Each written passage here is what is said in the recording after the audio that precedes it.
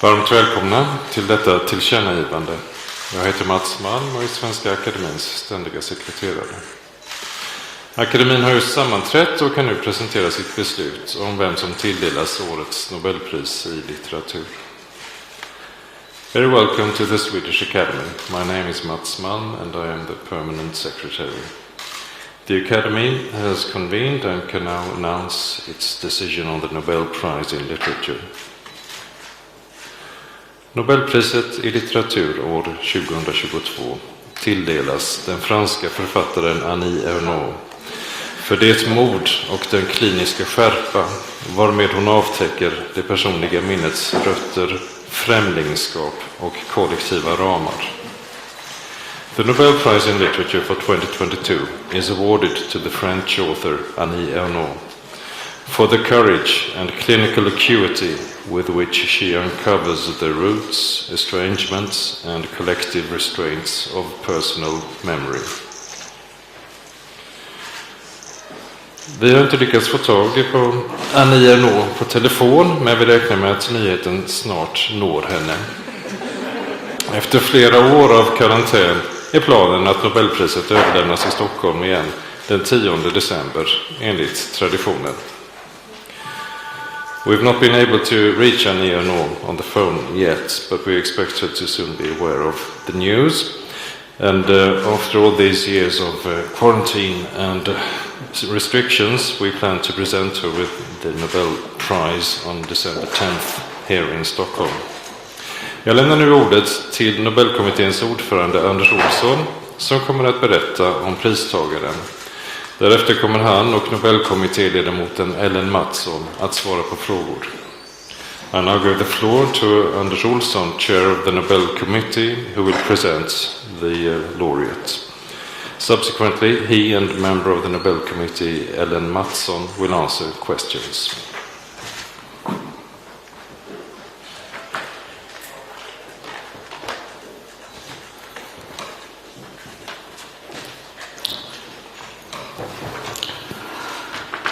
Varmt välkomna till denna presskonferens om årets Nobelpristagare i litteratur. Mitt namn är Anders Olsson, ordförande i Nobelkommittén, och vid min sida står Ellen Mattsson, också medlem i kommittén.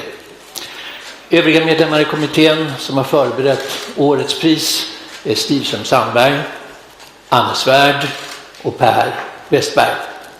Adjungerad medlem i kommittén har varit Mats Malm, Svenska Akademins ständige sekreterare. A warm welcome to this press conference on the Nobel Prize Laureate of Literature 2022. My name is Anders Olsson, chair of the Nobel Committee, and by my side is Ellen Mattsson, also a member of the committee.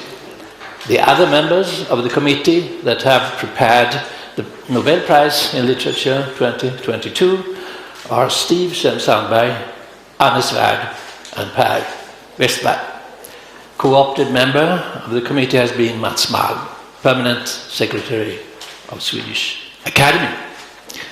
Before opening up for questions, I would like to make a brief presentation in English of the laureate and her work. More information about our laureate is on the Swedish Academy's website and on nobelprize.org. This year's Nobel laureate in literature, the French writer Annie Ernaux, was born in 1940 and grew up in the little town of Yvetot in Normandy. Her setting was poor but ambitious, and in her oeuvre she consistently explores the experience of a life marked by great disparities regarding gender, language, and class. Her literary work dealing with her class experience and rural background began early as a memory project with the ambition of widening the boundaries of literature beyond fiction in the narrow sense. In its reconstruction of the past, it leans on Marcel Proust's À la recherche du temps perdu, but she guides the search in an entirely new direction.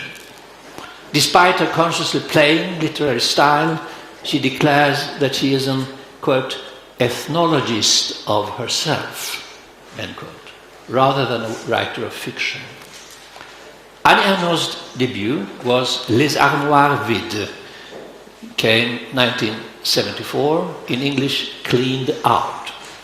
And already in this work, she began her investigation of a Norman background, but it was first with her fourth book, La Classe, in 1983, in English, A Man's Place, that she made her literary breakthrough. In this masterpiece, in the scant 100 pages, she gives an elucidating portrait of her father and of the entire social milieu that fundamentally formed him.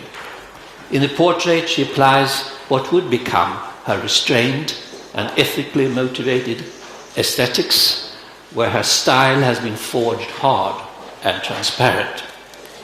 This launched a series of autobiographical prose works with a wider social context.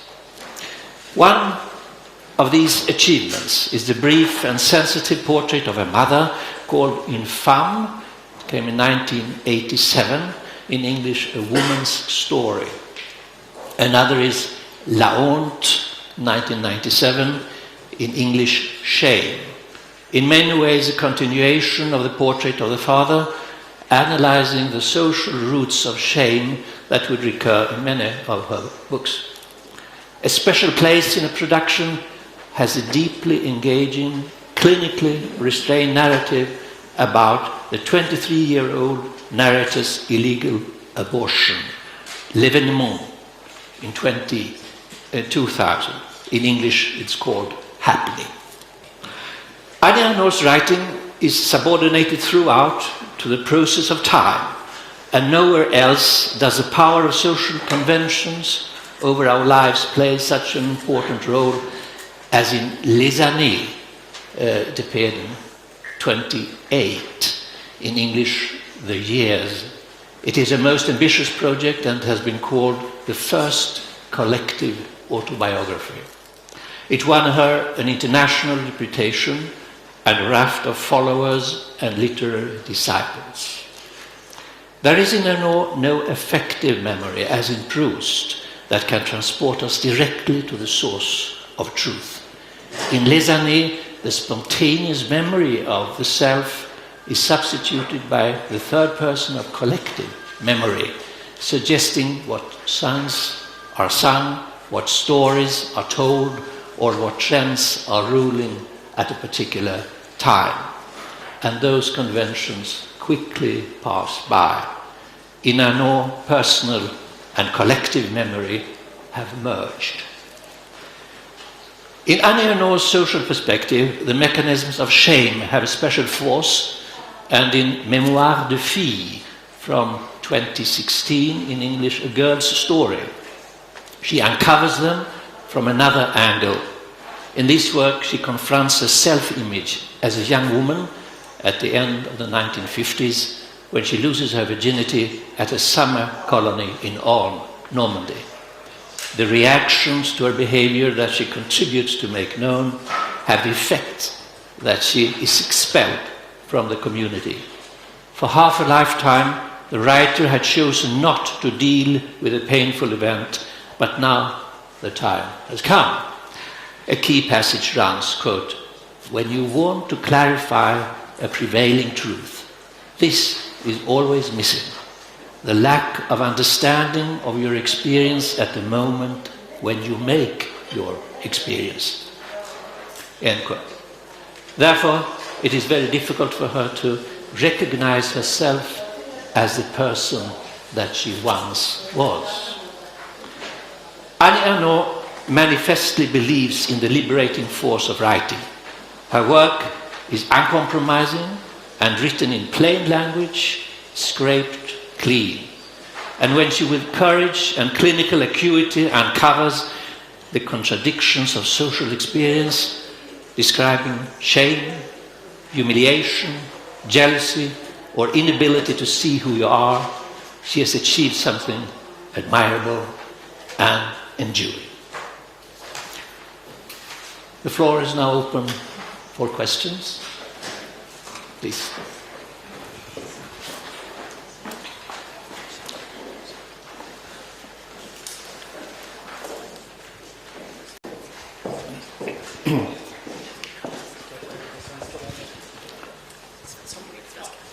Jag skulle veta om det här kan ses som ett pris till autofiktionen. Svar nej. Nej, men det är ett pris till ett författarskap som det alltid är. Autofiktion är också ett ganska problematiskt begrepp. Jag är inte säker på att Annie Ernaux själv skulle välja ett sådant. Det här är ett livsverk som är präglat av ett sökande efter sanning. Ett outtröttligt, skoningslöst sökande efter sanning som handlar, en sanning där hon söker i sig själv, om sig själv, men också om sitt förflutna och den värld hon växte upp i. Och jag kan säga så här att i det som kallas för autofiktion så stöter man ofta på efterrationaliseringar och förklaringar, att man på något sätt vill förklara sig själv eller ibland försköna, ibland är det ett element av terapi att skriva om sig själv, men inget av detta finns i Ernaux skrivande. Det är bara ett fullkomligt rakt, naket, så långt det är möjligt, totalt ärligt sökande efter det som hon kan, det man kan kalla för en sanning, att komma så nära denna sanning som möjligt.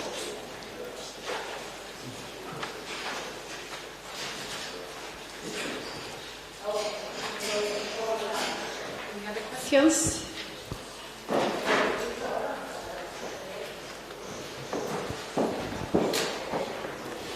Hello, we're from Nordic Chinese Time. So the author, she touches a lot of social problems such as abortion and her very personal experience in her novel. Nowadays, the world is facing a lot of challenges, so I'm just wondering, by giving this award to her, is there any specific message you want to deliver to the whole world? We concentrate on literature and literary quality, and we don't have any more message to the world. But it's very important for us also, of course, that the laureate has a universal consequence in her work, that it can reach everyone. And in that respect, I think the message is that this is literature for everyone.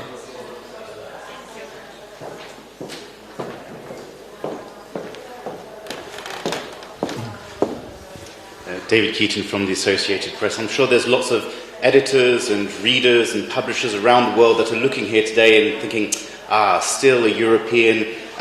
Do you have anything to say to the people in North America, in South America, in the Middle East, in Africa, in Asia, who are yet to see one of their authors represented here in the prize, which is often presented as the most prestigious literary award? We have many different criteria, and you cannot satisfy all of them. We can only be sure that what we strive for, that is literary quality. Every year you have to satisfy that criterion. But one year we gave the prize to a non-European writer. Last year, Abdul Razak Gurna. This year we give the prize to a woman. And in both these cases, I think we have very few laureates, as you know, in the past. So We try, first of all, of course, to broaden the scope of the Nobel Prize, but our focus must be on literary quality, first of all.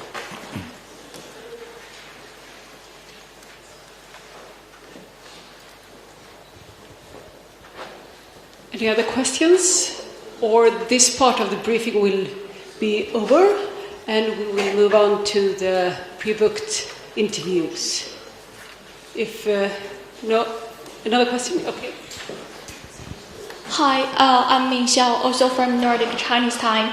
I would like to know why they're all committees members of the jury are unanimous in awarding the Nobel Prize for the literature to this work. I'm sorry, I didn't quite hear what you said. I'm sorry. Can you repeat the question? There are 18 committee members of the committee. All the 18 members are all agree with this work to be the Nobel Prize? We cannot divulge our discussions. They are always interesting and intense. The only thing we can give to the world is the result of these discussions. And the result is what we present to you today. And we are all united behind this year's laureate. Okay, thank you so much. Okay. Det här är ett namn som ofta förekommit just i Nobelprissammanhang, så jag tänkte bara fråga hur länge ni har haft henne i åtanke som pristagare? Det är en fråga som vi inte besvarar. Men det kan ju inte komma som någon direkt överraskning att valet faller på Annie Ernaux idag. Hon är ett välkänt namn i hela den litterära världen. Och hon har översatts till väldigt många språk. Så att det är klart att vi har läst henne länge, som ni också förmodligen har gjort. Fler frågor? Any other questions?